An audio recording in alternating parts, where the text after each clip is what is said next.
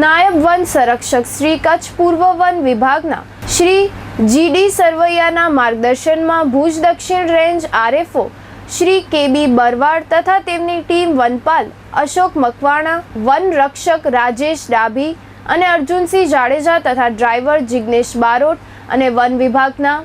માન્ય રેસ્ક્યુઅર કમલેશ પરમાર, સાવન ગોસ્વામી, રજાકભાઈ શના અને જગદીશ યુ પરમારના સહયોગથી વણિયર વીજુ માદા સાથેના 3 બચ્ચા 10 ફૂટ ઊંડા ખાડામાંથી અંદાજિત 3 કલાકની ભારે જહેમત બાદ સહી સલામત બહાર કાઢીને રેસ્ક્યુ પૂરું કરેલ હતું।